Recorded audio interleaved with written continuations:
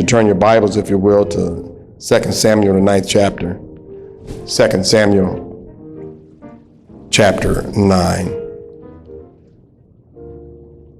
Verse number 1. And David said, "Is there still anyone left of the house of Saul, that I may show him kindness for Jonathan's sake?"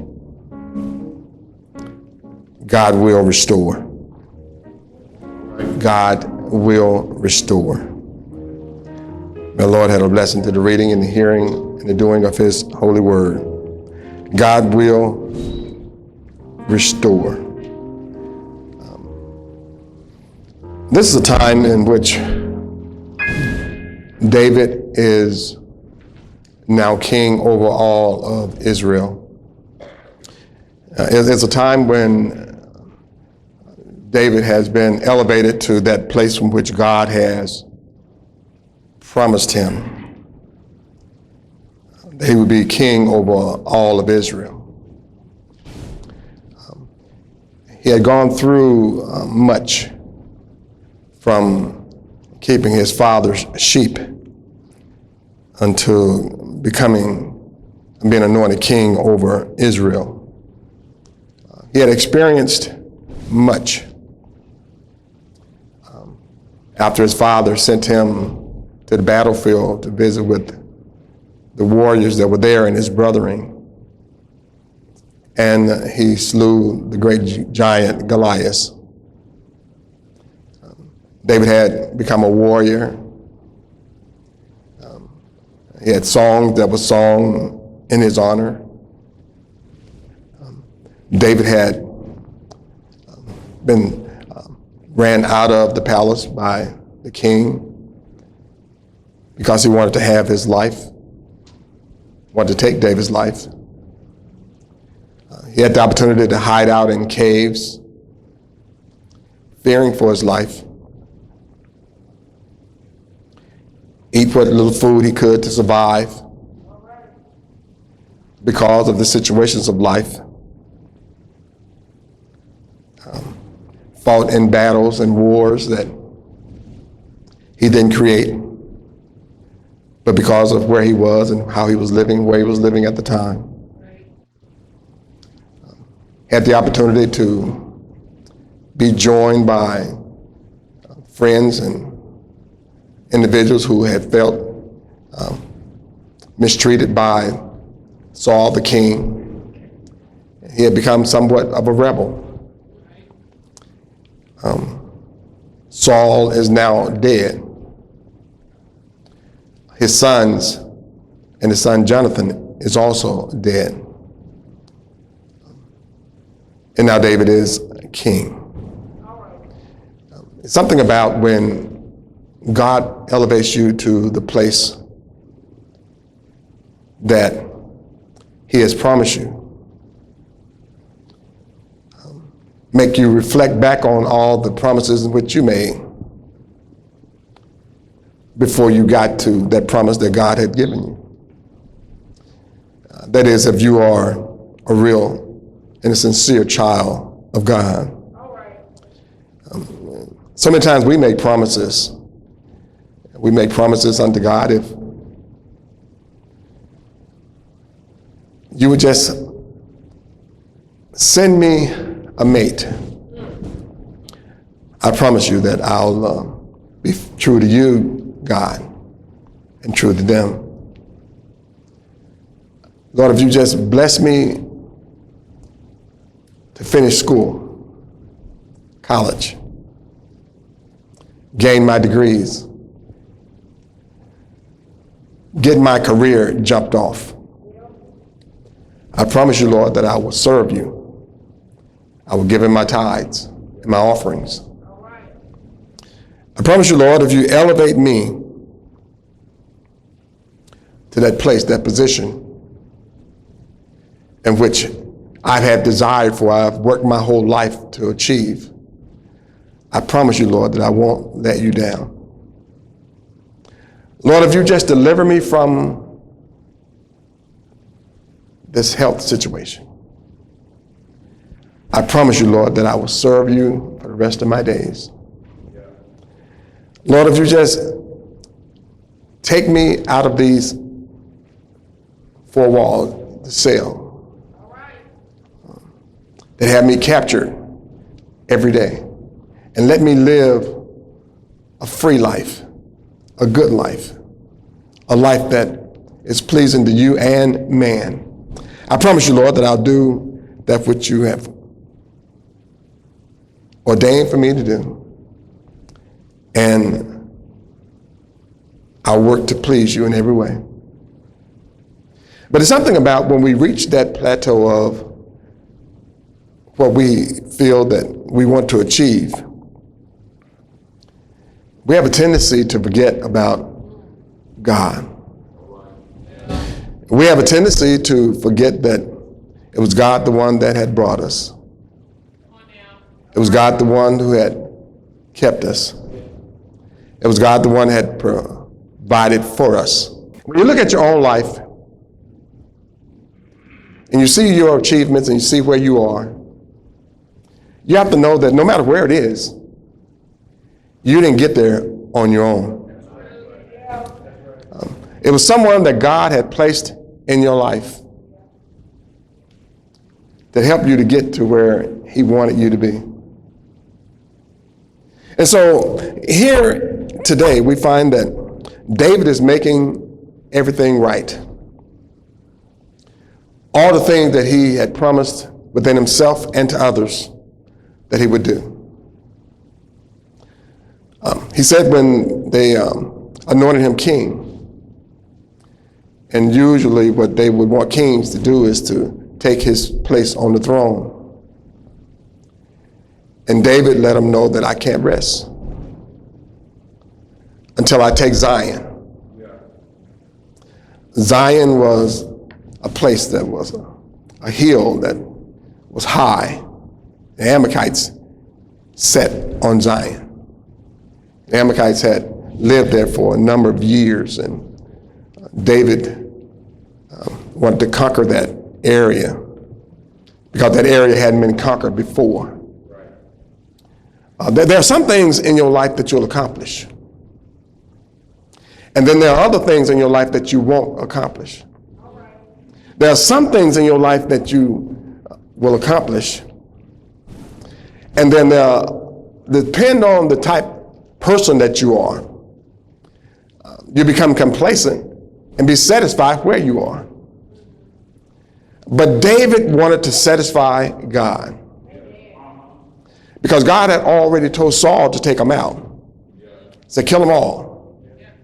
Every man, every woman, every little boy, every little girl, every cow, every chicken, all the animals, all the people. And Saul didn't do it. God took his spirit away from Saul and put his spirit in David, and it stayed. And David said, I can't rest until I take Zion. He's making everything right. One of the things that David also had done, David had made a promise to Jonathan. Jonathan was Saul's son. And the promise that David had made to Jonathan was the promise that he would take care of, show love toward, and kindness toward his family. Jonathan knew that David was anointed king. David was to sit on the throne one day. Jonathan knew that David would sit on the throne one day, even though his father was currently sitting on the throne. He wasn't a prince that was sitting waiting for his father to die to take the throne, because he knew that David had already been anointed to be king over Israel. And he told them that when God blesses you, be kind, show kindness to me and my family. You find that in 1 Samuel 20, chapter 20. show kindness to me and my family. And then in my mind, I can see Jonathan taking him and making him look at me, David. Promise me that the second time, that you will be kind to me and my family. When God has lifted you up. And now David is lifted up. Now David is sitting on the throne. And David asks the question, is there still somebody in Saul's family that I can show kindness to because of Jonathan? And so therefore, he inquired about Saul's family.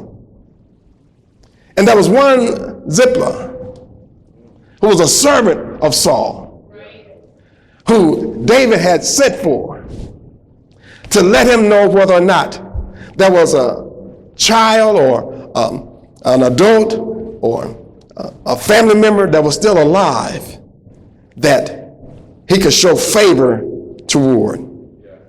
And so when he came, he began to let him know that there's one that still lives. Jonathan had a son, and Jonathan's son still lives, and he lives in Lodabar. And David sent for him. Mephibosheth was his name. Mephibosheth lived there in Lodabar. They said that when he got there, and how he got there was when the news came that Saul and Jonathan was dead. It said that his nurse picked him up because the war was going on, and Saul had died in war. And the Philistines were trying to take out all of Saul's family. And so the nurse, in a haste, grabbed his grandson, Jonathan's son, and a haste after grabbing him to leave and run for cover, she mistakenly dropped him. And he fell and messed up, broke both his feet. And now they're living in Lodabar. Lodabar, the town Lodabar was a place that was out in the middle of nowhere. You ever found yourself in a place where it just seemed like you were nowhere? You want to be somewhere, but no matter how hard you try, you wind up nowhere. You came from somewhere and you wind up in nowhere. The word, the town itself, a word means that nothing. Nothing at all. Or just word. It's just something that was in the middle of a place, but no place at all. And it said it was a town that was in between Jerusalem and Jericho. But there was nothing around it at all. And this nurse took Saul's grandson, Jonathan's son, to that place. In the middle of nowhere, this particular place had no pasture land. It was not a place that you would really want to live. If you can think of the worst place in your city that you can think of that you wouldn't want to live, it's the exact same place that she took him. That's Lodabar. And so here it is, the king's grandson in a place whereby he's hiding for his life in a place called Lodebar. This particular place was a place where he had grew up and was growing up to become a young man. So when this happened to him, he was about 5 years old when she dropped him and took him to Lodebar. I want you to understand that sometimes in our lives, some situations happen to us, and it's because we've been dropped. Some things happen to us. It's because we've been left out of some things and left out of some places and come short of some things and placed in a place whereby we felt like we were not productive. I want you to understand that it's not unusual feeling to feel left out.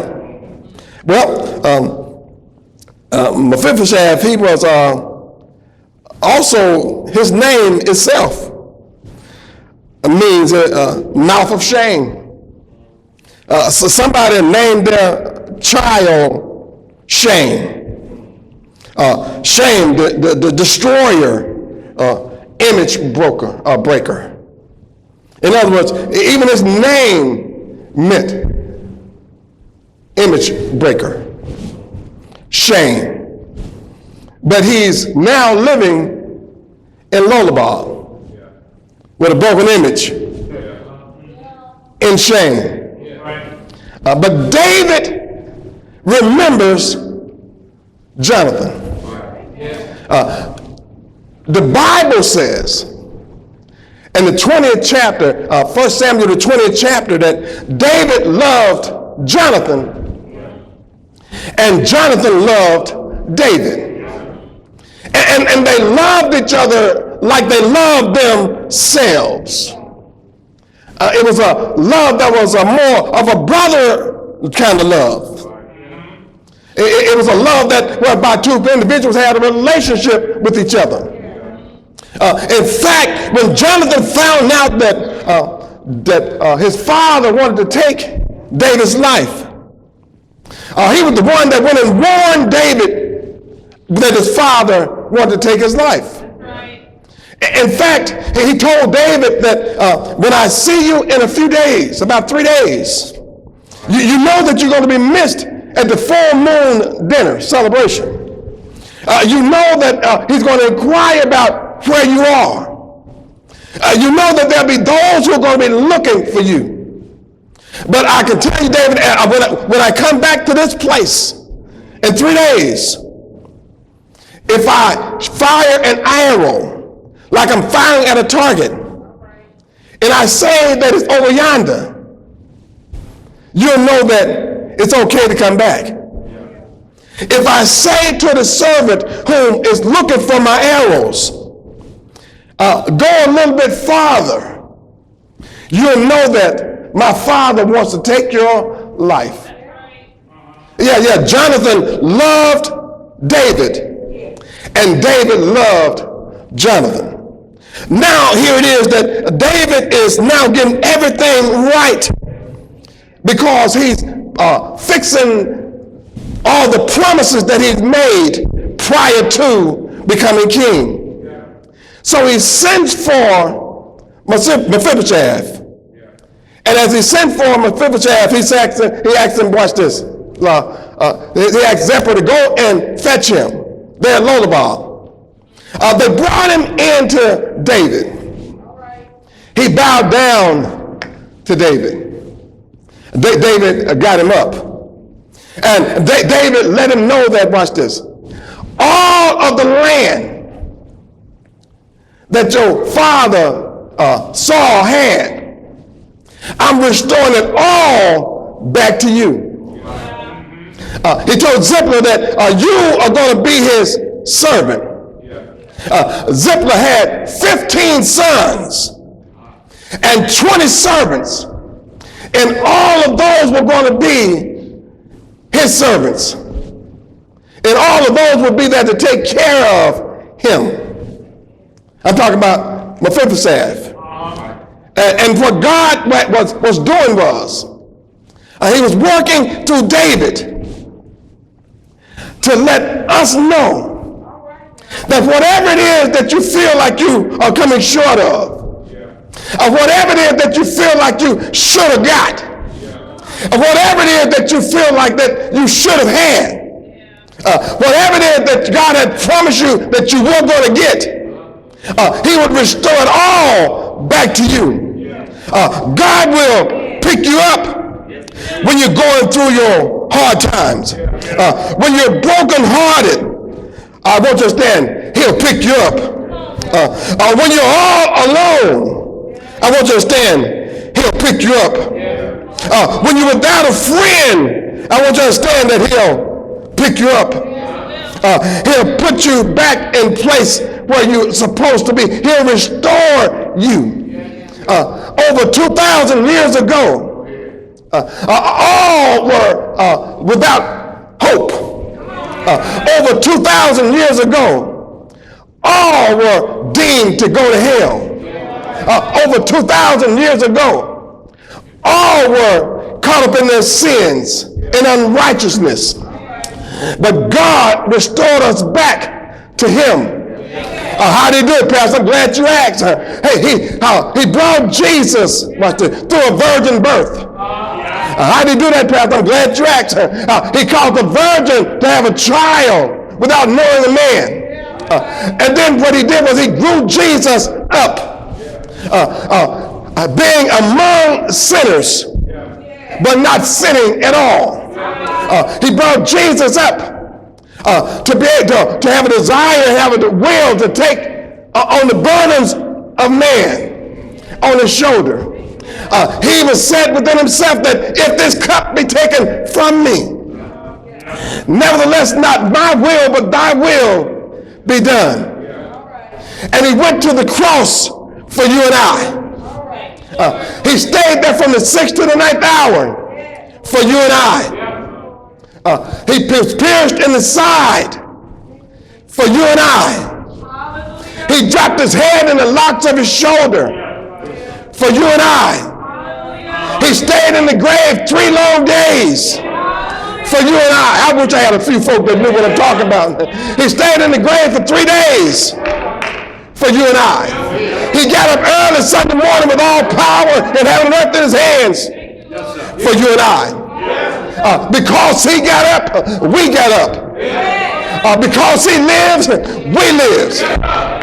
Because he lives, all hurt is gone. Because he lived, we've been set free. Because he lives. Because he lives. We've been restored. Here it is. Watch this. I want you to understand that Mephibosheth, when he was dropped, I want you to understand that she didn't leave him.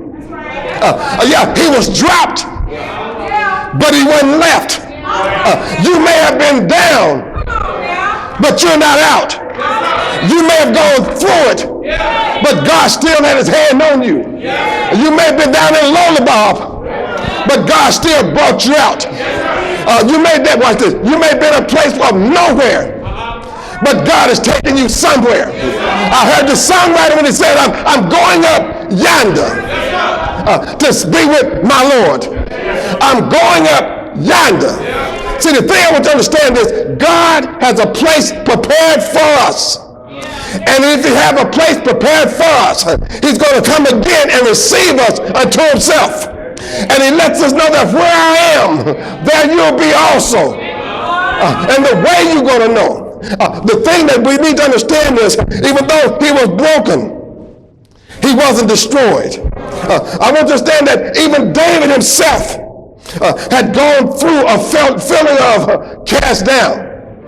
Even David himself had gone through a feeling of being left alone. The 27th Psalms begin to let us know in the 10th verse, when my father and my mother forsake me, then the Lord will take me up. What David was saying is, I'm never alone. No, not alone. Even though I'm going through the valleys of the shadow of death, I fear no evil. Why? Because he's with me. Thy rod, thy staff, they comfort me. And so therefore I want to understand that, watch this, if you've been dropped, there's still hope of restoration. If you've been cast down, there's still hope of restoration. If you've been without a friend, there's still hope of restoration. God will restore you, watch this, back to where he promised you would be.